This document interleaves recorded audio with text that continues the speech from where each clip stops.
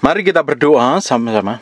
Bapa, dalam nama Yesus kami mau belajar firman-Mu. Kami minta roh hikmat, wahyu, dan pengertian turun di antara kami. Urapi kami. Kami percaya urapan tidak dibatasi ruang, tempat, dan waktu. Dimanapun semua jemaat-Mu berada, di tempat duduk mereka, dimanapun mereka berada, biar pengurapan Tuhan tutup mengalir, kuasa Tuhan mengalir, urapan hadirat-Mu menyertai mereka dan membuat mengerti kebenaran-Mu, sehingga perjalanan sepanjang hidupnya berkenan di hadapan-Mu dan mempermuliakan nama-Mu. Kami berdoa dalam nama Yesus, biar anugerah dan kemurahan Tuhan saja yang melimpah-limpah turun atas hidup seluruh umat-Mu yang ikut ibadah online ini. Dalam nama Yesus kami percaya anugerah dan kemurahan Tuhan mengalir, memenuhi hidup kami. Sepanjang umur kami akan didapati menjadi orang yang berkenan di hadapan-Mu. Terima kasih Tuhan, terima kasih Roh Kudus. Bagi-Mu segala pujian, hormat, pengagungan. Dalam nama Yesus, haleluya, amin. Bapak Ibu, kita akan belajar. Dan saya berdoa apa yang kita pelajarin hari ini semakin membuat kita mengerti bahwa Tuhan itu baik. Sekalipun kondisi kita tidak baik, situasi kita nggak baik sekalipun, Tuhan tetap baik. Sebab Tuhan merencanakan sesuatu yang ilahi dalam hidup kita.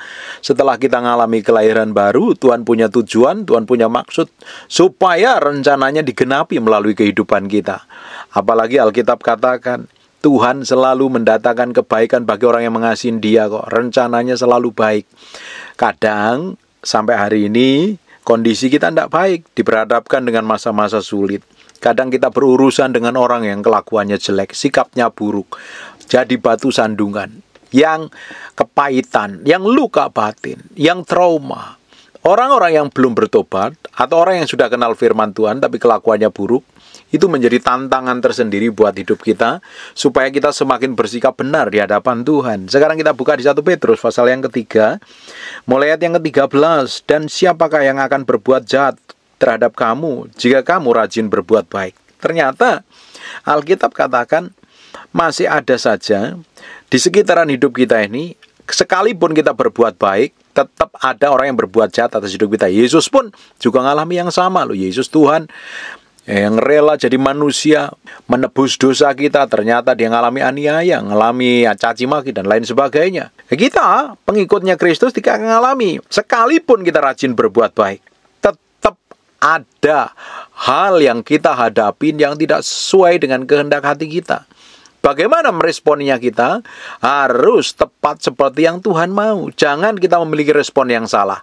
Ketika kita menghadapi hal yang buruk, ketika menghadapi orang-orang yang menyebalkan, mungkin suami, mungkin istri, mungkin pasangan hidup, mungkin anak, mantu, besan, atau siapapun orangnya yang melukai batin kita, kita harus memiliki sikap hati yang benar di hadapan Tuhan.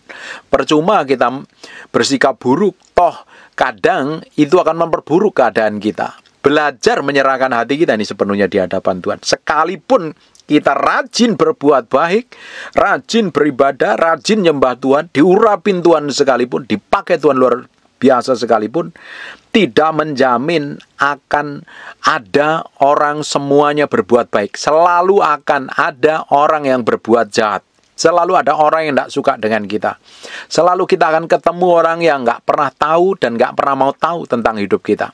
Dia bertindak sembarangan, dia berlaku sembarangan, dia akan ngomong sembarangan. Bapak Ibu, kita ini kan harus mengerti kenapa segala sesuatu terjadi dalam diri kita. Bapak Ibu meski tahu tidak semua orang bertobat, tidak semua orang kenal Tuhan, tidak semua orang ngerti kebenaran. Bapak Ibu meski tahu bagaimana harus bertindak dan bersikap loh. Ketika ada orang-orang yang mungkin ngerti firman atau mungkin nggak ngerti firman, tapi kelakuannya buruk dan mereka bersikap jelek dan mereka nggak berubah dan nyakitin hati kita. Respon hati kita kan meski harus benar di hadapan Tuhan. Tapi berapa banyak orang responnya salah ketika mendapat perlakuan yang nggak sesuai dengan isi hatinya. Marah, teriak, histeris, kepahitan, luka batin, dan lain sebagainya. Yang rugi siapa? Yang rugi ya diri kita sendiri ketika kita ini bersikap salah di hadapan Tuhan. Karena seakan selalu ada orang-orang yang tidak bertobat di sekitaran kita, yang nggak ngerti kebenaran. Bapak Ibu bisa bayangkan, kalau semua orang bersikap baik, berubah, menjadi serupa segambar dengan Kristus, pasti keadaannya di bumi ini seperti di surga. Makanya doa Bapa kami, biarlah kehendak-Mu yang jadi di bumi seperti di surga. Bapak Ibu meski berdoa suatu hari akan ada orang-orang yang benar-benar berubah total dan membawa atmosfer kerajaan Allah. Kalau hari ini ketemu orang-orang yang tidak membawa atmosfer kerajaan Allah, berarti mereka butuh keselamatan, butuh firman, butuh diajar, butuh dididik, butuh diubahkan. Kalau kita ketemu orang yang kelakuannya buruk, Bapak Ibu jangan buru-buru sakit hati, jangan buru-buru marah. Bapak Ibu harus memiliki sikap hati yang benar, tepat seperti firman. Dan siapakah yang akan berbuat jahat terhadap kamu jika kamu berbuat baik? Perhatikan ayat 14-nya. Tetapi sekalipun kamu harus menderita juga karena kebenaran, kamu akan bahagia. Sebab itu janganlah kamu takutin apa yang mereka takutin dan janganlah gentar. Tapi kalau ngadepin siapapun, orang yang mau punya persepakatan jahat, orang yang punya niat jahat, tidak perlu gentar, tidak perlu khawatir. Tenang saja, Tuhan yang menyertai kita kok. Dia yang harusnya menjadi Tuhan dan Raja kita. Dia yang menjadi panglima perang kita. Dia yang akan menuntun dan membimbing kita. Orang boleh bersatu mereka untuk berniat jahat menghancurkan kita, atau punya muslihat jahat yang benar-benar akan mencelakain kita. Tetapi Tuhan akan buat mereka bertujuh lari tunggang langgang. Mereka akan hancur-hancuran. Karena apa? Kalau Tuhan menyertai kita, siapa yang sanggup melawan kita? Bagian kita kan harus menyerahkan hati ini sepenuhnya di hadapan Tuhan. Biar Tuhan sendiri yang beracara, biar Tuhan sendiri yang bekerja, biar Tuhan sendiri dengan caranya aja bikin breakthrough dan terobosan. Bapak Ibu, kita harus ngerti loh dalam hal ini. Karena banyak orang Kristen salah bereaksi ketika menghadapi orang-orang yang menyebalkan, ketika menghadapi orang-orang yang nyakitin, ketika menghadapi orang-orang yang melukai. Bahkan itu bisa pelayan Tuhan, bisa pekerja Tuhan, bisa jemaat, bisa pendeta, bisa hamba Tuhan, atau bisa siapapun juga. Ketika orang-orang tersebut melukai hati kita, seringkali kita berespon salah loh. Bapak Ibu bisa bayangkan kalau kita berespon salah, apa yang terjadi dengan hidup kita? Kita akan ketemu masalah. Kita akan jengkel, kita akan marah, kita akan sakit hati, kita akan kepahitan. Di ujung semuanya itu kita nggak bisa berdoa. Jadi semua yang kita lakukan akan menjadi sia-sia. Buat apa hidup kita penuh dengan amarah? Kenapa? Ngapain meski harus kesel? Kenapain meski harus jengkel? Padahal orang yang membuat kita kesel belum tentu mikirin kita. Makanya kita harus berhikmat. Di ayat yang ke-15-nya perhatikan baik-baik. Tetapi kuduskanlah Kristus di dalam hatimu sebagai Tuhan. Kristus harus menjadi Raja. Dia harus menjadi Tuhan yang memerintah hidup kita, yang paling berkuasa dalam diri kita. Bapak Ibu bisa bayangkan kalau diri kita ini menyerahkan sepenuhnya di hadapan Tuhan. Kristus benar-benar berkuasa menjadi Tuhan dan benar-benar memerintah dalam hidup kita. Apa yang terjadi? Kita tahu persis kalau ada orang yang berlaku jahat dengan kita, ada orang yang berniat jahat atau berlaku busuk dengan kita, kita nggak perlu khawatir, kita nggak perlu cemas. Tuhan yang menjadi pembela kita kok. Makanya Yesus setelah disalib dia ngomong begini, ampunilah Tuhan, karena mereka tidak tahu apa yang dia perbuat. Justru orang yang menganiaya orang Kristen, memperlakukan orang benar, menyakitin orang benar di matanya Tuhan, orang itu akan lebih parah urusannya dengan Tuhan. Berapa banyak berkali-kali kita sering ngalami hal seperti itu, tapi respon kita salah. Dan hari ini kita harus memiliki respon hati yang benar di hadapan Tuhan. Ketika ada orang menyakitin, ketika ada orang melukai, ketika ada orang yang bersikap jahat, berniat jahat dengan hidup kita, atau ngata-ngatain, atau merendahkan, atau apapun lah namanya, belajar diam di dalam hadirat Tuhan. Serahkan. Sebab kalau posisimu benar di hadapan Tuhan, hatimu benar di hadapan Tuhan, Tuhan yang menjadi pembelamu. Tuhan yang akan menjelaskan segala sesuatu. Bahkan dia akan membuat namamu ditinggikan. Namamu dipromosi. Namamu dibuat menjadi bersinar. Tapi banyak orang salah berespon. Karena apa? Nggak menguduskan Kristus di dalam hatinya. Dipenuhi dengan amarah. Dipenuhi dengan balas dendam. Dipenuhi dengan kecewa. Bapak Ibu, kita tidak bisa berharap dengan manusia siapapun orangnya. Karena manusia hanya sebatas manusia. Bisa saja suatu saat akan membuat kita kecewa. Yang tidak pernah membuat kecewa itu adalah pribadi Tuhan. Apalagi kalau kita ini berharap dengan manusia. Kita bersinggungan dengan orang-orang di sekitar hidup kita. Semakin banyak bersinggungan, biasanya semakin banyak konflik. Biasanya semakin banyak konflik, biasanya harus semakin bisa mengendalikan diri. Kalau Bapak Ibu semakin banyak konflik, nggak bisa mengendalikan diri, apa yang terjadi? Kamu rugi, kamu nggak bisa berdoa, hatimu nggak tenang, pikiranmu kacau, hidupmu jadi ngawur, dan ujungnya malah sakit hati, bisa kepahitan. Perhatikan ya, tetapi kuduskanlah Kristus di dalam hatimu sebagai Tuhan, dan siap sedialah pada segala waktu untuk memberi pertanggungan jawab kepada tiap-tiap orang yang meminta pertanggungan jawab dari kamu tentang pengharapan yang ada padamu. Tetapi haruslah dengan lemah lembut dan hormat. Kita untuk lemah lembut dan hormat itu tidak mudah. Apalagi kalau kita diperlakukan buruk, kita dipersalahkan, kita difitnah, kecenderungan daging kita akan teriak, kecenderungan daging kita akan marah. Ketika ada orang ngata-ngatain, kita pengen kata-katain balik, bahkan kata-kata yang paling menyakitkan, bahkan sikap yang lebih kejam, lebih judes, lebih ketus, dan lain sebagainya. Tapi Alkitab ngomong, kalau menghadapi orang-orang, dan orang itu minta pertanggungjawaban atau apapun lah namanya, kita bersinggungan dengan orang, kita bekerja dengan orang itu berlaku buruk, berlaku jelek, sikapnya jelek, kita tetap harus dengan lemah lembut dan hormat. Galatia pasal yang ke-6 ayat pertama, kalau didapatin saudaramu atau siapapun orangnya yang tidak bertobat, kita yang rohani harus membimbing orang itu dengan lemah lembut loh. Jangan sampai kita jatuh kepada pencobaan. Tapi kebanyakan dari kita kan seringkali jatuh dalam pencobaan. Marah, bereaksi salah. Bapak Ibu, ketika ada orang yang berbuat salah, atau berbuat menyebalkan, atau membuat hatimu kecewa, membuat hatimu terluka, terus reaksimu salah, reaksimu marah, reaksimu teriak-teriak, reaksimu sangat histeris sekali, orang itu tidak akan berubah lah. Bahkan dia tambah marah, bahkan bisa kepahitan. Kita harus memiliki sikap hati yang lemah lembut dan hormat. Bukankah lemah lembut ini buah dari Roh Kudus? Kita akan memiliki lemah lembut kalau kita bergaul dengan Tuhan. Kita bekerja sama dengan Roh Kudus setiap hari. Mau dipimpin Roh Kudus, mau dibimbing, mau diarahkan, mau dituntun kepada seluruh kebenaran. Tentunya Bapak Ibu memberi diri untuk diproses, diremukan, diubah. Kalau tidak, kita akan memiliki sikap hati yang buruk. Di ayat 16-nya, dan dengan hati nurani yang murni, supaya mereka yang memfitnah kamu karena hidupmu yang saleh dalam Kristus menjadi malu karena fitnahan mereka itu.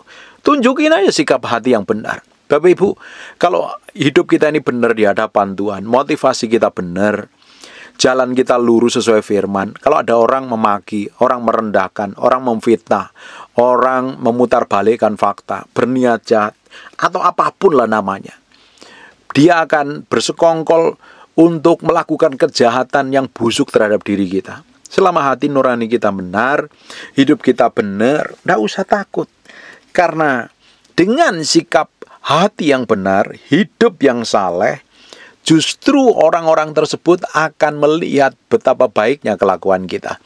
Tapi kalau ada orang sebel dengan sikap kita, tindakan kita, perbuatan kita yang buruk, kelakuan kita yang jelek, mulut kita yang kasar, ya artinya kita harus bertobat. Kalau ada orang yang mengkoreksi kita, ada orang yang bermusuhan dengan hidup kita, tapi posisi kita ini memiliki hati nurani yang murni, sikap hati yang benar, hidup yang takut akan Tuhan. Tidak perlu khawatir, jalan terus saja sama Tuhan, hidup benar terus saja di hadapan Tuhan. Tapi kalau Bapak Ibu, ada orang yang komplain dengan hidupmu, karena kelakuanmu buruk, sikapmu jelek, mulutmu busuk, mulutmu kasar, tukang fitnah, tukang caci maki, tukang marah-marah, tukang merendahkan orang lain, ya waktunya bertobat dan berubah. Jangan karena ada koreksi, kamu tetap mengeraskan hati, udah tahu salah, tidak mau berubah, itu namanya tegar tengkuk. Bapak Ibu, hari ini kita memiliki hati yang lembut, yang mau berubah terus, lewat semua kejadian. Karena sebenarnya segala sesuatu yang terjadi dalam hidup kita ini kan sebenarnya untuk mendatangkan kebaikan buat kita. Hanya kita aja seringkali salah bereaksi. Di ayat yang ke-17, sebab lebih baik menderita karena berbuat baik, jikalau itu dikehendaki Allah, daripada menderita karena berbuat jahat. Ya tentunya, kalau kita sudah baik, hidup takut akan Tuhan, jadi suami yang baik, jadi istri yang baik, jadi orang yang memiliki hati nurani yang murni, jadi karyawan mungkin, atau jadi bos, jadi apapun juga. Kita sudah melakukan segala sesuatu yang tepat di hadapan Tuhan. Tapi selalu ada aniaya, selalu diperlakukan buruk, selalu dapat fitnahan, selalu diperlakukan tidak adil, selalu dapat perlakuan-perlakuan yang semena-mena. Bapak Ibu, tenang saja. Tuhan melihat kok apapun yang kita kerjakan. Tuhan memperhatikan apapun yang kita lakukan. Jalan terus saja sama Tuhan. Nggak perlu khawatir, nggak perlu bingung. Hidup terus takut akan Tuhan. Tuhan yang menjadi pembelamu. Jalan terus. Lebih baik kita ini menderita karena perbuatan baik. Tapi kalau Bapak Ibu penderitaanmu karena perbuatan jahatmu, ya bertobat dan berubah. Ada orang yang bangkrut, ada orang yang hidupnya kacau, ada yang keluarganya kacau karena perbuatan jahat, karena perbuatan dosa. Akhirnya menderita, waktunya bertobat dan sadar diri berubah. Memang ada perbuatan-perbuatan yang kita kerjakan, yang kita lakukan, karena kita nggak ngerti firman, kita bertindak semau kita sendiri, ujungnya kita akan tanggung sendiri, melakukan kebodohan, melakukan hal-hal yang tidak terpuji, melakukan dosa moral, melakukan sikap-sikap yang tidak sopan, atau mungkin dalam pengelolaan keuangan tidak bagus, jadi orang yang boros, jadi orang yang serakah dan tamak, ujungnya kamu menderita. Ya sadar diri, bertobat. Bapak Ibu, coba dicek. Bapak Ibu kalau hari ini mengalami penderitaan, dicek penderitaanmu itu penyebabnya apa. Kalau penyebabnya karena kebodohanmu, karena hal-hal yang kamu lakukan dan sekarang kamu terima konsekuensi dari upahnya, ya bertobat, sadar diri. Tapi kalau Bapak Ibu udah baik sikapmu, hatimu udah benar, tapi kamu mengalami penderitaan, jalan terus sama Tuhan. Bapak Ibu, setan bisa merancangkan semua kejahatan dalam diri kita, tapi Tuhan akan memutarbalikkan, akan mengembalikan keadaan, mengubahnya menjadi rancangan yang mendatangkan kebaikan buat kita. Jadi jalan terus sama Tuhan, koreksi diri, selidikin diri, terus jalan sama Tuhan. Sekarang kita akan lihat di Roma 8 ayat 28, kita tahu sekarang bahwa Allah turut bekerja dalam segala sesuatu untuk mendatangkan kebaikan bagi mereka yang mengasihi Dia. Bapak Ibu mesti garis bawahi, bagi mereka yang mengasihi Dia, tentunya Tuhan akan mendatangkan kebaikan. Kuncinya hati kita yang mengasihi Tuhan. Benar nggak kita mengasihi Tuhan? Kalau hari ini kamu nggak mengasihi Tuhan, kamu hidup najis, hidup kotor, hidup jahat, mulutmu jahat, kelakuanmu busuk, sikapmu jelek, kamu ngelawan firman Tuhan, bertobat dan berubah. Belajar mencintai Tuhan, mengasihi Tuhan lewat sikap, tindakan, dan perbuatanmu. Nanti semua rancangan-rancangan yang setan kerjakan dalam hidupmu, Tuhan akan ubahkan. Semua hal yang buruk dalam hidupmu, Tuhan akan ubah untuk mendatangkan kebaikan buat kita. Berjalan ngikutin kehendaknya, hidup dalam ketetapannya. Semakin hari kita harus semakin didapatin berkenan di hadapan Tuhan. Apapun yang terjadi hari ini, sekalipun itu hal tidak enak, sekalipun itu hal yang rasanya membuat bergoncang, Tuhan punya maksud dan tujuan. Bapak Ibu, sebenarnya masalah itu baik kok.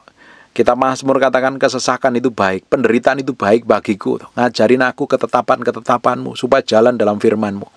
Jadi kalau respon kita benar, sikap hati kebenar, Tuhan akan buat semua rancangan si jahat itu akan jadi rancangan yang penuh pengharapan.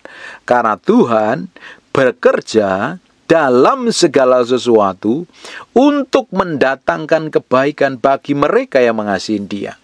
Beberapa tahun yang lalu badan saya gemuk sekali dan makan sembrono, pola hidup sembrono, badannya benar-benar gemuk sekali dan terjadi sakit waktu itu. Saya nggak bisa jalan selama 11 hari dan dengan kejadian itu ternyata Tuhan mendatangkan kebaikan buat saya. Sampai hari ini saya jaga pola makan, saya jaga berat badan saya jaga pola hidup saya dengan baik. Di balik semua kejadian itu, ternyata Tuhan merancangkan sesuatu yang baik supaya saya umurnya panjang. Nah, waktu mengalami kejadian itu, kadang kan kita ini mempertanyakan, loh kok ini kok terjadi seperti ini? Kok rasanya nggak seperti yang kuinginin? Kenapa hal buruk terjadi dalam hidupku? Kenapa kejadian-kejadian seperti ini kok rasanya nggak enak dalam batinku, padahal aku hidup benar? Tapi Bapak Ibu, kalau responmu benar, sikap hatimu benar, kamu sungguh-sungguh berubah dan jalan sama Tuhan, semua rancangan yang setan reka-rekakan untuk menghancurkan kita, mungkin setan rancangkan dan karena kebodohan dan karena tidak ada pengendalian diri saya bisa mati muda, tapi karena dengan kejadian itu saya jaga pola hidup, saya jaga pola makan saya, dan Tuhan mau saya umur panjang. Karena kita harusnya Tuhan percayakan umur yang panjang dan jadi berkat. Tuhan maunya kita memiliki umur panjang.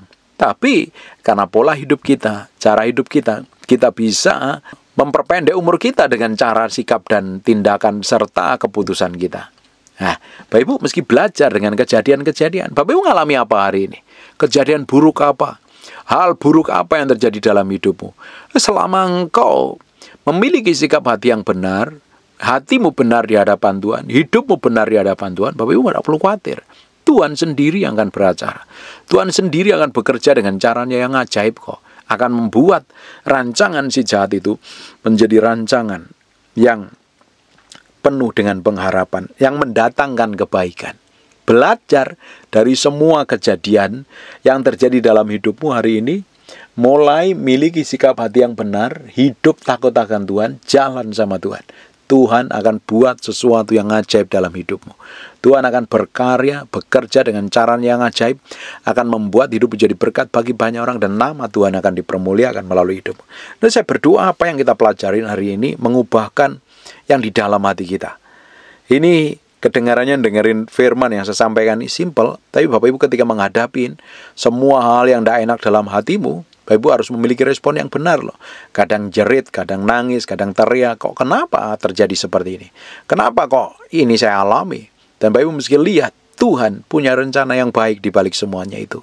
Tuhan tidak pernah berubah. Apalagi kita udah di penghujung tahun, koreksi diri, selidikin. Coba flashback dari Januari sampai bulan Desember ini, dari bulan ke bulan, dari hari ke hari, dari minggu ke minggu. Apa yang Bapak Ibu lakukan yang tidak berkenan di hadapan Tuhan? Apa keputusanmu yang salah? Apa sikap hatimu yang tidak benar? Beresin di hadapan Tuhan. Waktunya mengkoreksi diri untuk melangkah melihat sesuatu yang ajaib ke depan. Tuhan akan muncul dalam kedahsyatannya. Ketika kita mengkoreksi hati kita, kita akan dipimpin Tuhan berjalan di tahun-tahun yang akan datang, penuh anugerah, kelimpahan, kasih setia, dan kemurahan Tuhan. Kita mau belajar, setiap tahun yang kita ini belajar berubah, semakin menjadi lebih baik, semakin hati kita murni, semakin diubahkan, semakin dimurnikan, semakin didapatin berkenan di hadapan Tuhan. Dan saya berdoa, semakin hari kita sama-sama didapatin berkenan di hadapan Tuhan, menjadi orang yang mempermuliakan nama Tuhan, dalam sikap, tindakan, dan perbuatan kita mempermuliakan nama Tuhan. Dan semakin hari hati kita semakin dilembutkan. Ketika kita menghadapi segala sesuatu yang tidak sesuai dengan keinginan hati kita, kita belajar melihatnya pakai kacamata Tuhan. Kita melihat segala sesuatu dengan kacamata ilahi. Tuhan punya maksud di balik segala sesuatu, sekalipun hal itu tidak enak. Bapak Ibu meski tahu, Tuhan itu tetap baik, sekalipun kondisimu nggak baik. Tuhan itu murah hati, sekalipun kamu nggak ngerti apa yang harus kamu lakukan. Dia akan membuat jalan, dia akan bikin breakthrough, dia akan bikin terobosan. Dia Bapa yang baik. Dia akan berperang menjadi panglima perang kita. Dia akan berperang menggantikan kita. Dia akan menuntun langkah kita sepanjang tahun-tahun yang akan datang. Perjalanan hidup kita semakin akan didapati menjadi orang-orang yang berkenan di hadapan Tuhan, berkemenangan dalam segala sesuatu. Kenapa kok kita seringkali gagal? Kenapa kok seringkali kita jatuh? Kenapa kok seringkali kita ribut dengan orang? Karena kita nggak bisa menguasai hati kita, respon kita salah. Akhirnya timbul konflik. Reaksi hatimu harus dengan lemah lembut. Reaksi hatimu harus ada pengendalian diri. Reaksi hatimu harus tepat seperti yang Tuhan mau. Supaya apa? Ketika diperhadapkan dengan orang-orang yang mengecewakan, ketika diperhadapkan dengan orang yang menyebalkan, ketika diperhadapkan dengan orang-orang yang melukai hati kita, kita tetap tersenyum melihat sesuatu yang baik yang Tuhan rencanakan di masa yang akan datang. Saya berdoa hari ini firman menempel dalam kedalaman hatimu dengan mengubahkan hidup. Sekarang tutup matamu, tutup Alkitabmu, kita berdoa. Bapak, terima kasih buat firman-Mu. Kami materaikan dengan darah anak domba Allah, firman yang nempel dalam hati kami berhari-hari, Berminggu-minggu, berbulan-bulan firman ini jadi kehidupan, dan kamu berdoa setiap orang yang mendengar firman ini diubahkan, dilawat, dijamah, dan dipulihkan. Kamu berdoa orang yang sakit dan mengalami kelemahan tubuh, oleh bilur Yesus, oleh darah Yesus, jadilah engkau tahir, jadilah engkau pulih, jadilah engkau sehat seperti sedia kala. Dalam nama Yesus, haleluya, amin. And God bless you.